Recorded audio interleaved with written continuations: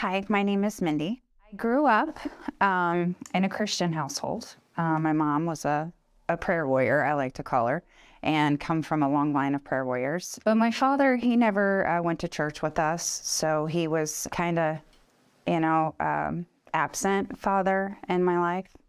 By the time I was 18 years old, I had already become a teenage mother. So I had one child already. And the father that fathered that child, he didn't want anything to do with me. So I was abandoned again. And I ran away. I moved far away. I just didn't want to be around the situation. And I was pretty promiscuous. I was just trying to find love. I was trying to, get that love that I never had. And it was actually a one-night stand. And I never knew the father. I just knew that I didn't have the means to take care of another child. And so I went to my father and I had told him that I was pregnant and I wanted to have an abortion because I didn't want to have this child, And he was more than happy to give me the money. He didn't care because I couldn't tell my mother at the time. I couldn't tell my mother because I know what she would have told me. She would have raised this child. We would have loved this child. This child, deserves a chance at life. But I wasn't hearing it because I was being very selfish. What I didn't disclose to my mom was the fact that at the time, now we're talking 23 years ago, it was an interracial baby. And both of my parents weren't really acceptive of that.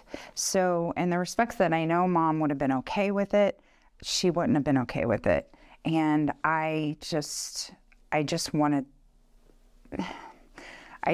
thought that wasn't the answer. I just couldn't. I feel like her Christian values only went so far. And she blamed a lot of it about, she grew up in segregation and this, that, and the other. But she was never approving of, me or my sister dating outside of our race. So we dealt with that. So I felt a lot of shame from her because eventually she did find out, that I had the abortion and that, the child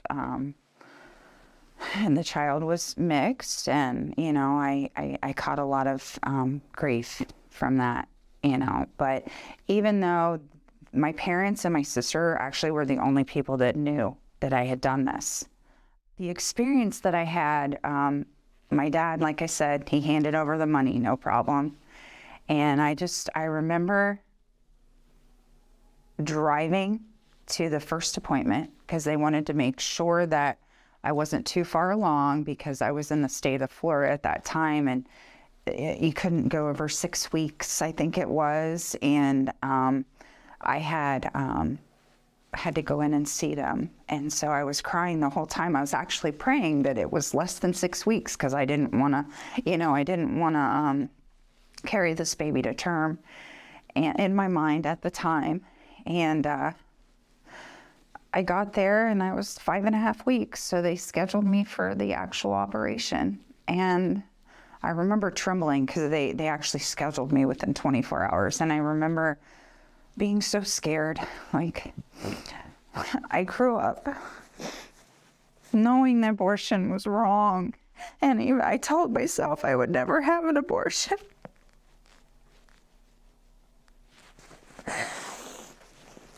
Because I knew it was wrong and I knew it was murder. But I was so selfish. I was so selfish. But I didn't care. I didn't care.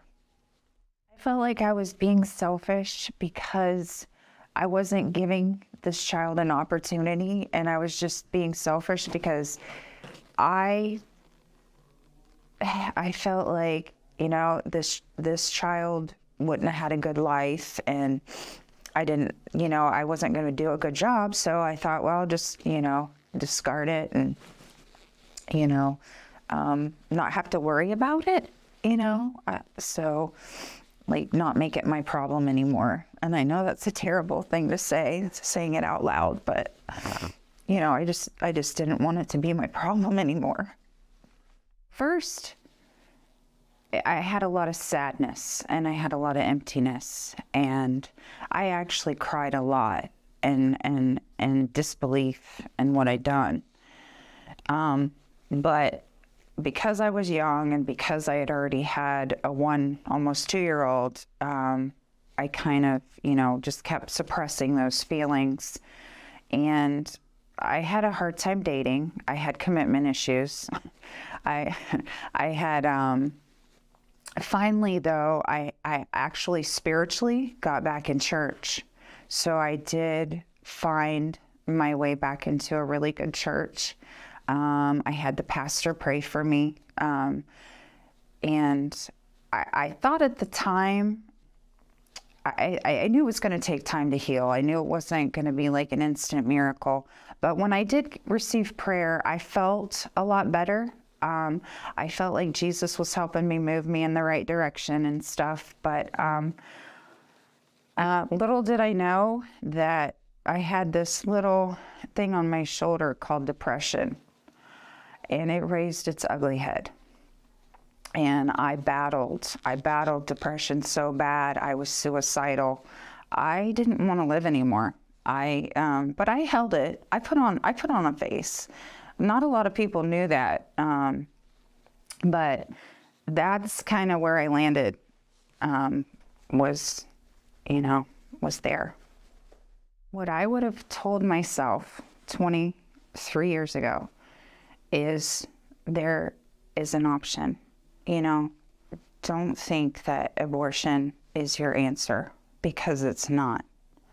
Because the mental torment that something like that affects you, it cuts deep.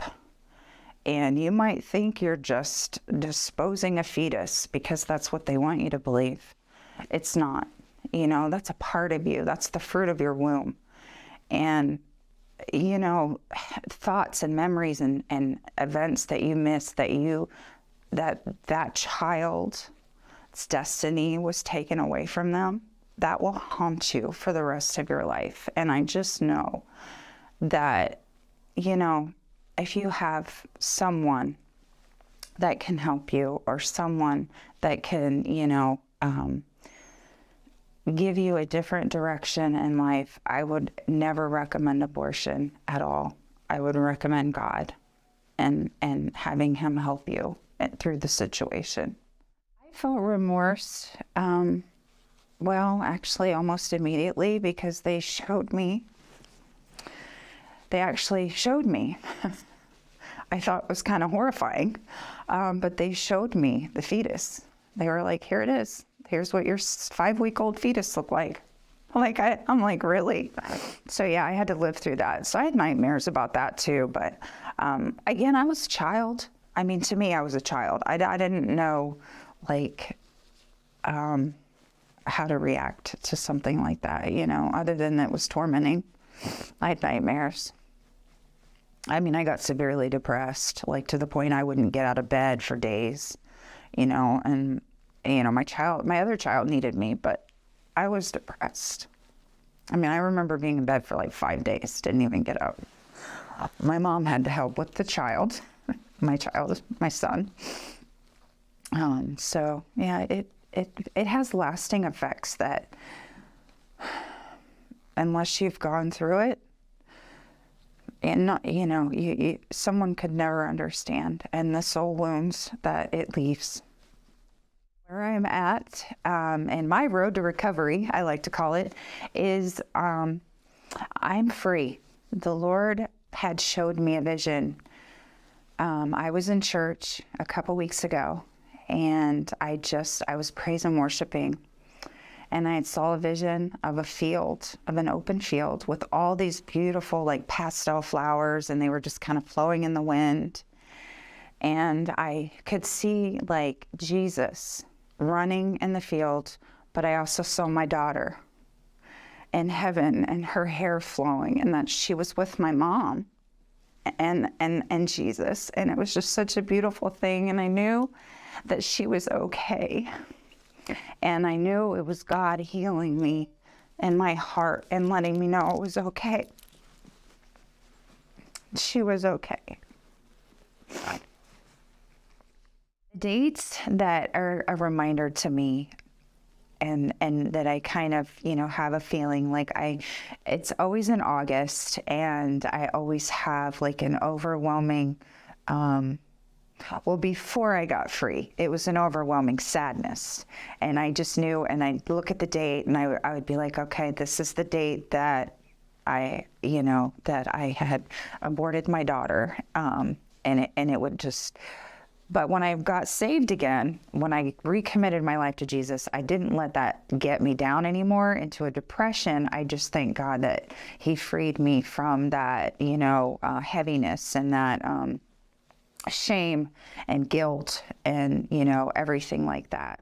God feels about me right now that I am a daughter of the King, and that I'm fully redeemed, and I am saved by grace, and that he loves me so much. And he has showed me through this Speak Life program that I don't have to live with the shame. I don't have to live with the guilt, that I don't have to allow this thing that I've hidden in the dark for 23 years to consume me anymore. So it was actually, I've prayed a lot about getting healed from this, because I knew that this was a deep, deep wound, deep down inside, that I kept thinking it was healed, but for some reason it would just keep raising its ugly head. So I feel like maybe I was hanging on to it. Well, the Lord yesterday, when Krista had spoke about doing an interview and saying your testimony, and the Lord kind of put it on my heart yesterday, and I ignored the call. I was like, no, God, I get tongue-tied. I can't talk to people. I'm nervous. I'm kind of shy. No, Lord, I'm not going to do this. And then today she said that there are people that need to be freed by their testimony, and they need to, shine light on this darkness, because it's something that you can, that the devil will use to constantly come after you, because you're staying in covenant with it. And I did not want that to be part of my life. So I think finally today was a day of reckoning for me, and I, completely have been set free, and it's a beautiful thing. And so that is why I'm here right now, testifying to you guys about this journey that I had gone through.